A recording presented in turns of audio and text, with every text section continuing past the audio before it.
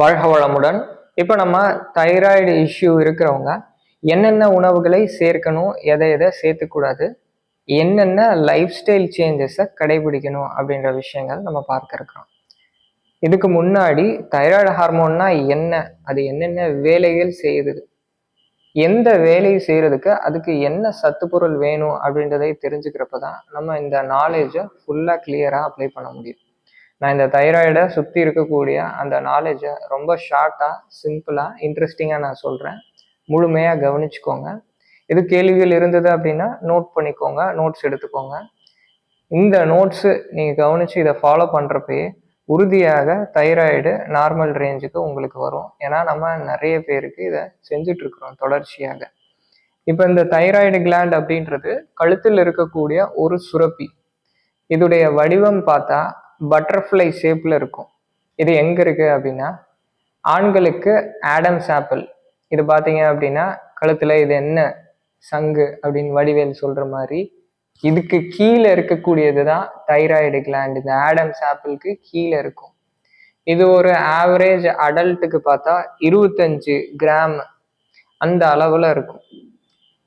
இந்த 25 கிராம் அப்படின்றது பெண்களுக்கு இந்த தைராய்டு கிளாண்டுடைய சைஸுமே கொஞ்சம் ஜாஸ்தி, கிராமும் ஆட்டோமேட்டிக்காக ஜாஸ்தியாக இருக்கும். பெண்கள் ப்ரெக்னென்ட் ஆகுறப்ப அப்போ அதோடைய சைஸ் இன்க்ரீஸ் ஆகிடும். இந்த தைராய்டு கிளாண்டு என்ன ஹார்மோனை செக்ரேட் பண்ணுது அப்படின்னா T3 T4 அப்படின்ற 2 முக்கியமான ஹார்மோன்ஸை செக்ரேட் பண்ணுது. இந்த T3 T4 அப்படின்றது தான் போராளி, நிறைய வேலைகள் செய்யும், ரொம்ப ரொம்ப முக்கியமான ஹார்மோன். இதோடைய கதை எங்கே ஆரம்பிக்குது அப்படின்னா பேரரசர் யாரு? ஹைப்போதாலமஸ். இவர் தான் பேரரசர். இவர் புறாலேருந்து கடிதம் அனுப்புவார். யாருக்கு அனுப்புவார் அப்படின்னா சிற்றரசருக்கு அனுப்புவார். இந்த சிற்றரசர் யாரு? இந்த சிற்றரசர் தான் பிட்யூட்ரி கிளாண்டு. இந்த பிட்யூட்ரி கிளாண்டு பார்த்துட்டு பிட்யூட்ரி கிளாண்டு திரும்ப புறாலேருந்து கடிதம் அனுப்புவார். யாருக்கு அப்படின்னா தளபதிக்கு. தளபதி யாரு? தைராய்டு கிளாண்டு தளபதிக்கு அனுப்புவார்.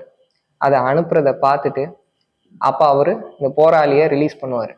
இவ்வளோ போதும், இவ்வளோ போதாது அப்படின்ட்டு அந்த அளவினை ஜாஸ்தி கம்மி பண்ணி அனுப்புகிறாரு. இவர் அனுப்புகிற அந்த போராளிகளுக்கு பேர் தான் T3 T4. இதில் நல்ல வேலை செய்யக்கூடியது அப்படின்னாலே இதில் T3 தான். இந்த T3 தைராய்டு கிளாண்டு ஒரு 20% தைராய்டு கிளாண்ட்லேருந்தே சுரக்கும். மற்றபடி T4 செக்ரீட் ஆகும். இந்த T4 தேவையான இடத்துல T3 கன்வெர்ட் ஆகிக்கும். இப்போ தைராய்டு குறைவாக சுரக்குது அப்படின்னா மாத்திரை எடுத்துக்கிறீங்க இல்லையா, அது என்ன அப்படின்னா T3 தான், சிந்தட்டிக்காக எடுத்துக்கிறது.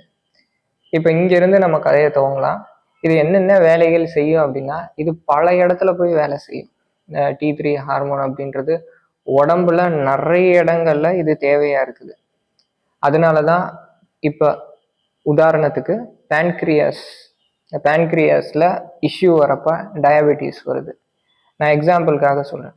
இப்போ பேன்க்ரியாஸ் நமக்கு இன்சுலினை செக்ரீட் பண்ணுது. இன்சுலின் குறைபாடு இருக்கிறப்ப அது சர்க்கரை வியாதி.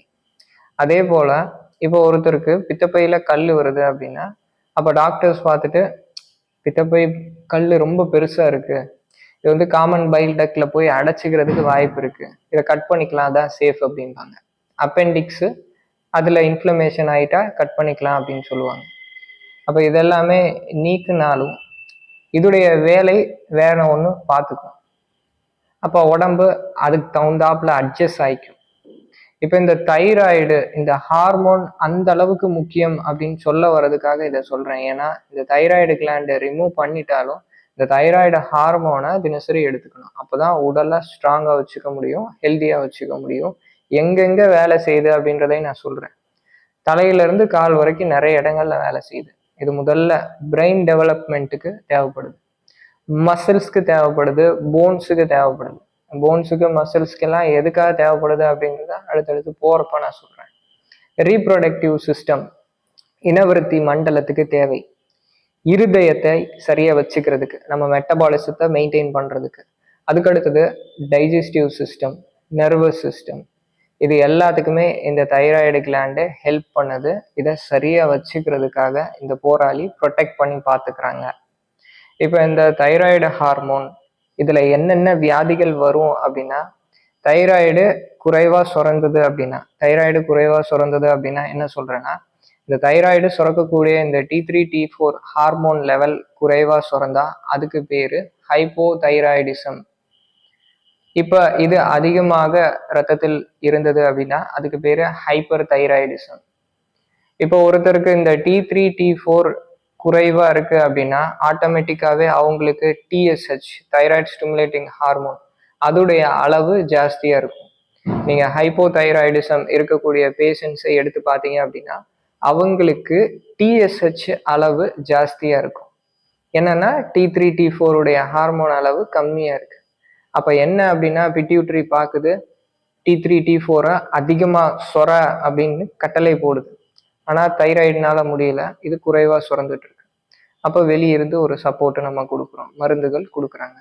இது என்னத்துக்கு சரியா வேலை செய்யல. அப்ப இதை ப்ரொடியூஸ் பண்றதுக்கு ஒரு சில சத்துக்கள் இதுக்கு தேவை. அயோடின் தேவை, மெக்னீசியம் தேவை, விட்டமின் டி தேவை, வரிசையா நான் சொல்றேன். இது மாதிரி சத்துக்கள் நம்ம கொடுக்குறப்ப இதுவே அதை சுரக்க ஆரம்பிச்சிடும்.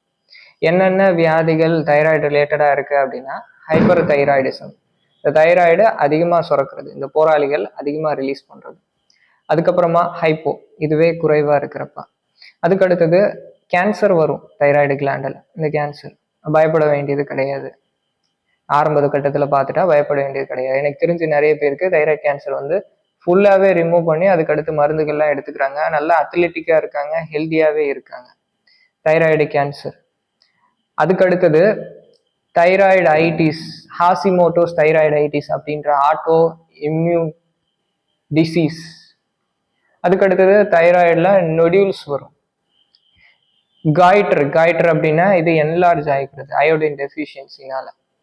அப்போ இது எல்லாமே காமனாக வரக்கூடிய வியாதிகள். இதில் ரொம்ப ரொம்ப காமனாக வரக்கூடியது ஹைப்போதைராய்டிசம். இந்த ஹைப்பர் தைராய்டிசத்துலையும் எது ரொம்ப காமனா இருக்கும் அப்படின்னா ஹைப்போதைராய்டிசம் தான் ரொம்ப காமன். இதுவும் ஆண்கள் சரி பெண்கள் சரி ரெண்டுல யாருக்கு காமனா இருக்கும்? ரெண்டுல வந்து இப்பெல்லாம் பெண்களுக்கு தான் ஹைப்போதைராய்டிசம் ரொம்ப காமனா இருக்கு.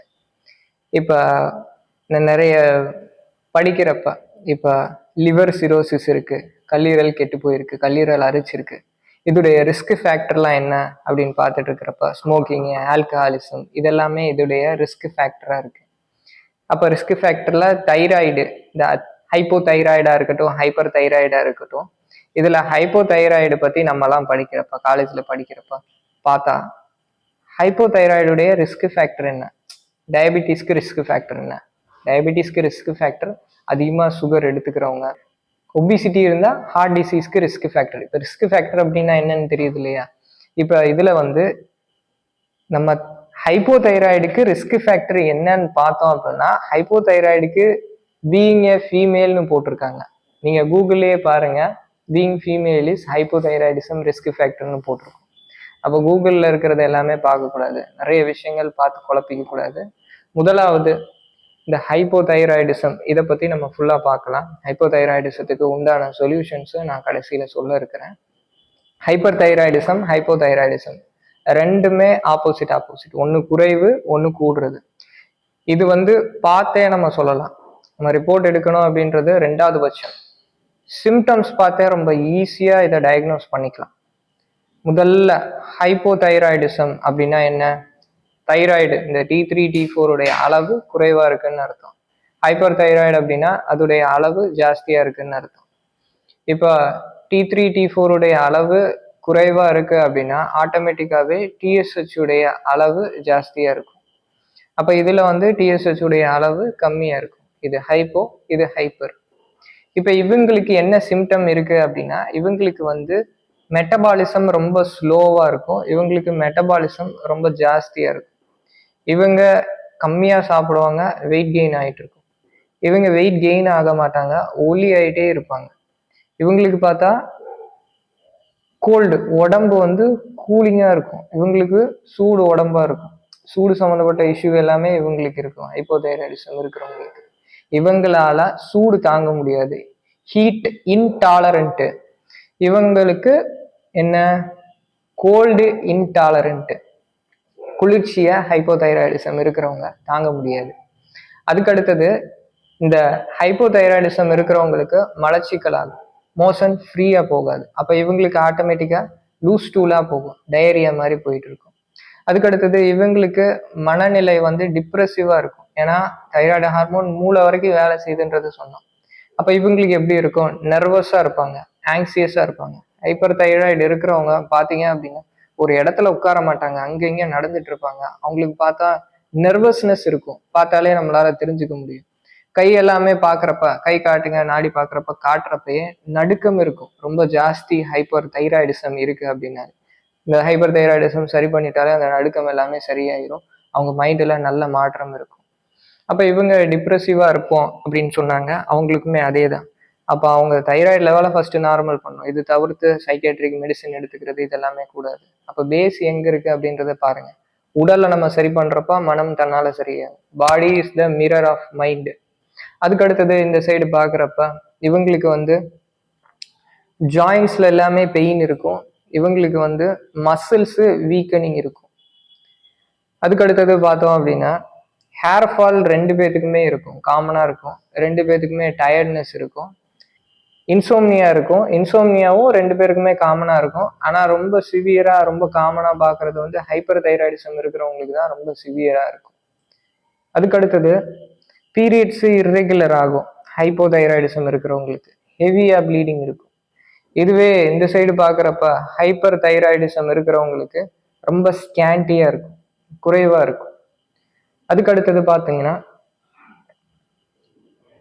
ஆண்களுக்கு பார்த்தா இந்த சைடு மார்பாலஜி, இந்த சைடு ஸ்பெர்முடைய ஸ்ட்ரக்சர் மார்பாலஜி தவறா இருக்கும். இதுவே வந்து ஹைப்பர் தைராய்டிசம் இருக்கிறவங்களுக்கு ஸ்பெர்முடைய மொட்டிலிட்டியில குறைபாடு இருக்கும். அப்ப இது எல்லாமே இந்த ஹைப்பர் ஹைப்போ ரெண்டுத்துக்கு இருக்கக்கூடிய வித்தியாசங்கள் நம்ம பார்த்தே தெரிஞ்சுக்கலாம். இப்ப இந்த தைராய்டுக்கும் கால்சியத்துக்கும் உண்டான ஒரு ரிலேஷன்ஷிப் நான் சொல்றேன். இப்ப இங்கிருந்து நம்ம தெரபியூட்டிக்கலா போய்க்கலாம். இப்ப தைராய்டு இருக்கு, பேராதைராய்டு இருக்கு.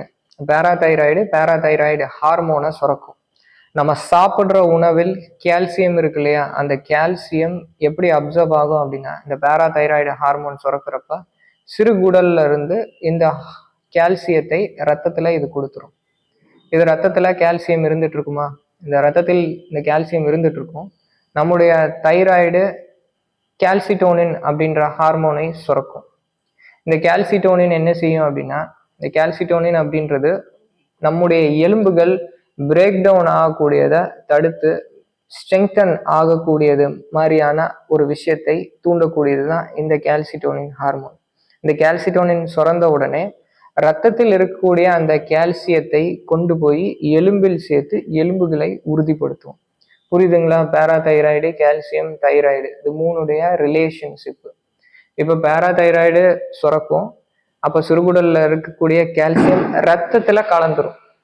அப்ப ரத்தத்துல கால்சியத்துடைய அளவு அதிகமாயிடுச்சுங்களா, அளவு அதிகமானது இந்த கால்சிட்டோனின் சுரந்த உடனே அளவு கம்மியாயிரும். அப்ப ரத்தத்தில் இருக்கக்கூடிய கால்சியத்தை எலும்புல கொண்டு போய் சேர்க்கக்கூடிய வேலையை அந்த கால்சிட்டோனின் செய்யும். அப்ப கவனிங்க, அப்ப இந்த இடத்துல தைராய்டு ஹார்மோன் இதை சரி பண்ணாம கால்சியம் அதிகமா எடுத்துக்கிறது எலும்புகளை உறுதி செய்யாது. தைராய்டு ஹார்மோனை தான் முதல்ல பார்க்கணும். எப்படி சைக்காலஜிக்கல் இஷ்யூ இருக்கிறவங்களுக்கு கால்சியம் பார்க்கணும், நர்வஸ்னஸ் இருக்கிறவங்களுக்கு நரம்பு தளர்ச்சி கிடையாது, அது ஹைப்பர் தைராய்டிசம்னு சொன்னோம். அதே மாதிரி எலும்பு வலி இருக்கு அப்படின்னா இது ஒரு ரீசனா இருக்கலாம். அப்ப இதை சரி செய்யறப்ப அது தன்னாலே ஆட்டோமேட்டிக்கா சரியாயிக்கும். இப்ப இந்த முதல்லையே நான் சொன்னேன் T3 T4 இருக்கு. இதுல வந்து T3 தான் வேலை செய்யக்கூடிய ஆளு. T4 அப்படின்றது என்சைம் மூலமா T3 மாறிக்கும். இதுக்கு என்ன தேவை அப்படின்னா மெக்னீசியம் அப்படின்ற சத்து தேவை. தைராய்டு இஷ்யூ இருக்கு, ஹைப்போ தைராய்டு இருக்கு, ஹைப்பர் தைராய்டு இருக்கு. நான் இதுவரை ஹைப்போ தைராய்டு தான் நிறைய பேரை பார்த்துருக்கிறேன், நிறைய நம்ம சரி பண்ணியிருக்கிறோம். தைராய்டு இஷ்யூ இருக்கிறவங்களுக்கு அவங்க என்ன சொல்லுவாங்க அப்படின்னா நார்மல் ரேஞ்சில் தான் இருக்கும், எந்த ஒரு இஷ்யூவும் இருக்காது. திடீர்னு அவங்க ஃபேமிலிலேயோ அவங்க ஃப்ரெண்ட்ஸ் சர்க்கிள்ல இல்லை அவங்களுக்கு ரொம்ப பிடிச்சவங்களுக்கு ஏதோ ஒன்று விபத்தோ இல்லை தவறி போயிருப்பாங்க. அதுக்கப்புறமா பார்த்தா தைராய்டு இஷ்யூ ஸ்டார்ட் ஆயிருக்கும். முதல்ல மைண்டை சரி பண்றப்ப, மைண்டை ரிலாக்ஸ் பண்றப்ப இது சின்ன விஷயம்தான் அப்படின்ட்டு நம்ம நம்மளுடைய லைஃப்பை கேரி ஆன் பண்ணுறப்ப திரும்ப ப்ரெசண்ட்டில் வரப்போ அந்த இஷ்யூ தன்னாலேயே ரெடியூஸ் ஆகிரும், சரியாயிடும். அப்போ இது டெஃபிஷியன்சி மட்டும் ரீசன் கிடையாது, மைண்டு பெரிய ரீசன். இப்போ ஒரு ஃபங்க்ஷன் இருக்கும், எக்ஸாம்பிளுக்கு மேரேஜ். இப்போ அந்த மேரேஜ் நின்று போயிடுச்சு, அதுக்கப்புறம் ஹைப்பர் தைராய்டுடைய சிம்டம் வரும், ஹைப்போ தைராய்டுடைய சிம்டம் வரும். மைண்டை சரி பண்ணுறப்ப அவங்களுக்கு சரியாயிக்கும். இப்போ ரிப்போர்ட் இருக்குப்பா, ரிப்போர்ட் இருக்கு, அவங்களுக்கு ஹைப்போ தைராய்டு இல்லை ஹைப்பர் தைராய்டுடைய அப்நார்மாலிட்டியுடைய பேராமீட்டர் இருக்கு. அப்போ முதல்ல நம்ம சொல்றது விட்டமின் டி செக் பண்ணிங்களா?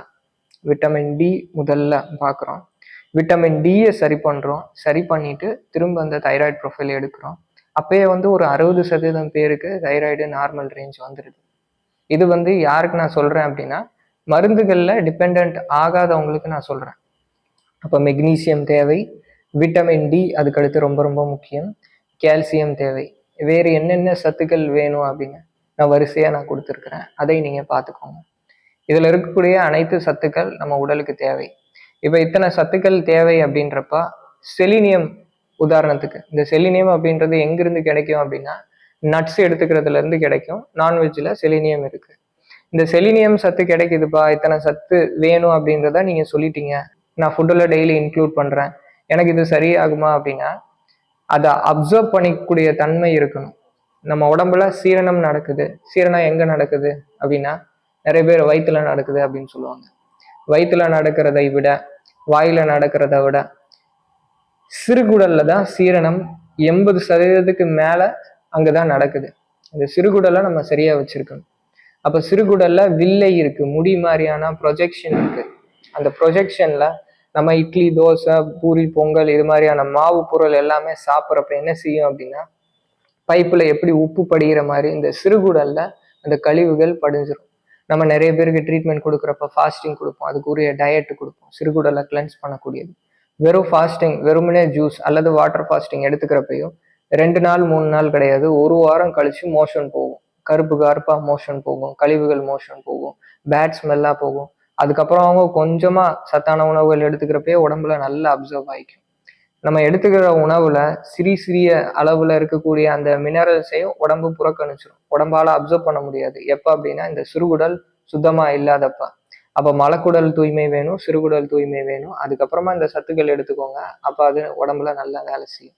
நம்ம இந்த சிறுகுடலை கிளென்ஸ் பண்ணக்கூடிய 7 நாள் டயட், ஒரு சிலருக்கு 3 நாள், ஒரு சிலருக்கு 4 நாள், ஒரு சிலருக்கு 7 நாள் தேவைப்படும். அது நம்ம உடம்பு பார்த்து நம்ம சொல்லுவோம். இந்த சிறுகுடலை பொதுவா சுத்தமா வச்சுக்கோங்க, குடல் தூய்மை மலச்சிக்கல் இல்லாம பார்த்துக்கணும், இது பேஸு. அப்போ ஃபாஸ்டிங் இருக்கிறப்ப நம்ம கொடுக்குறது 7 நாள் டயட்டு. நான் சிம்பிளா ரிவீல் பண்றேன், ஃபாஸ்டிங் தான். உண்ணாவிரதத்துல நிறைய முறை இருக்கு, அதுல அவங்களுக்கு என்ன தேவை அப்படின்றத பார்த்து நம்ம கொடுப்போம். நீங்க உண்ணாவிரதம் இருக்கிறப்பே, முறைப்படி உண்ணாவிரதம் இருக்கிறப்பே சிறுகுடல் நல்லா கிளென்ஸ் ஆகும். ஃபைபர் அதிகமா இருக்கக்கூடிய உணவுகள் வேணும், ஃபைபர் அதிகமா இருக்கக்கூடிய உணவுகள் ஜாஸ்தியா எடுத்துக்கணும். அப்ப இத்தனை சத்துக்கள் நான் லிஸ்ட் போட்டு சொன்னாலும் முதல்ல இந்த சத்துக்கள் அப்சர்வ் ஆகணும் அப்படின்னா ஃபைபர் தான். அப்ப லைஃப் ஸ்டைல் சேஞ்சஸ் அப்படின்னு பாக்குறப்ப வெயில், ஒரு நாளைக்கு 1/2 மணி நேரமாவது உடல்ல வெயில் படணும். குளியலுக்கு சோப்பு பயன்படுத்தாதீங்க, சோப்புக்கு பதிலாக குளியல் பொடி பயன்படுத்திக்கோங்க. ஏதோ ஒரு லோஷன், கெமிக்கல்ஸ் இதெல்லாமே ஸ்கின்ல போடக்கூடாது, பெர்ஃப்யூம் பயன்படுத்தக்கூடாது. அதுக்கடுத்தது ஹார்மோன்ஸை பாதிக்கக்கூடிய, நம்ம நார்மல் ஹார்மோன்ஸை பாதிக்கக்கூடிய விஷயங்கள் என்னென்ன அப்படின்றதையும் நான் லிஸ்ட்ல சொல்லியிருக்கிறேன். இதை எல்லாத்தையுமே தவிர்த்துடணும். இது எல்லாமே எண்டோக்ரைன் டிஸ்ரப்டர்ஸ். இது ஹார்மோனை டைரக்டா போய் அடிக்கக்கூடியது, நம்ம ஹீரோவை தாக்கக்கூடியவங்க. இதை எல்லாத்தையுமே நம்ம அவாய்ட் பண்ணிடணும். இது மாதிரியான உணவில் மாற்றங்கள், இது முதல் விஷயம். 2வது, வெயில் உடம்பில் படும் அப்படின்னு சொன்னோம். அப்படி இல்லை, வெயிலே இல்லாத ஊர்ல இருக்கீங்க, இல்லை அதுக்கு வாய்ப்பே இல்லை அப்படின்னாலும் நீங்க மஷ்ரூம் வெயில்ல ஒரு 1/2 மணி நேரம் வச்சு அதுக்கப்புறமா அதை கழுவி கட் பண்ணி சமையல்ல சேர்த்துக்கோங்க. வாரம் 2 முறை சேர்த்துக்கோங்க. விட்டமின் டி அளவை கரெக்டா வச்சுக்கணும். அப்ப 2வது. அதுக்கு அடுத்தது 3வது, கண்டிப்பாக இரவு உணவு எவ்வளவு சீக்கிரம் முடியுமோ அவ்வளவு சீக்கிரத்துல முடிச்சிடணும். இரவு சீக்கிரத்துல தூங்கிடணும். அப்பதான் பயாலஜிக்கல் கிளாக்கு சரியா இருக்கும், ஹார்மோன்ஸு சரியா வேலை செய்யும். 4வது, இதுக்கு உரிய பயிற்சி இருக்கு, தெரபியூட்டிக் யோகா சீரீஸ். அதை செய்யறப்ப தைராய்டு சீக்கிரத்துல இயங்கும், தைராய்டு அப்நார்மாலிட்டிஸ் எல்லாமே சரியாகும். நம்ம தெரபியூட்டிக் யோகா கிளாஸஸ் எடுக்கிறோம், 1-to-1 யோகா கிளாஸஸ் எடுக்கிறோம். தைராய்டுக்கு உரிய ஸ்பெசிஃபிக் செட் ஆஃப் ஆசனாஸ் இருக்கு. அந்த ஆசனாஸும் வீடியோ நம்முடைய traditional fitness universe yoga YouTube channel அதில் போடுறதுக்கு நான் முயற்சி பண்ணுறேன். அதில் நீங்கள் பார்த்துக்கலாம். அதில் பார்த்தீங்கன்னா எக்கச்சக்க வீடியோஸ் இருக்கும், நிறைய கண்டிஷன்ஸ்க்குரிய யோகா வீடியோஸ் இருக்கும். அதை பார்த்தே பழகுற வடிவத்திலேயே இருக்கும். அதுக்கு அடுத்தது 5வது டூ நோ ஹார்ம். உடம்புக்கு நல்லது செய்யலை அப்படின்னாலும் கெட்டது செஞ்சிடக்கூடாது. எண்டோக்ரைன் டிஸ்ரப்டர்ஸ் அப்படின்றது இருக்கு. இதுதான் உடலுடைய எதிரி, இந்த ஹார்மோன்ஸுடைய எதிரி. எண்டோக்ரைன் டிஸ்ரப்டர்ஸ் என்னென்ன அப்படின்றத நான் லிஸ்ட் போட்டிருக்கிறேன். அதை எல்லாத்தையுமே அவாய்ட் பண்ணிடணும். சரி, இதுவரை சொன்ன விஷயங்கள் கண்ணை மூடி ஒரு முறை ஞாபகப்படுத்தி பார்த்துக்கோங்க. இதில் ஏதாவது கிளாரிட்டி வேணும் அப்படின்னா நீங்கள் கமெண்ட்ஸில் கேட்கலாங்க. நன்றி. வாழ்க வளமுடன். தைராய்டு இஷ்யூ இருக்கக்கூடிய உங்களது நண்பர்கள், உங்களுடைய சர்க்கிளில் இந்த வீடியோவை ஷேர் பண்ணுங்கள். வாழ்க வளமுடன்.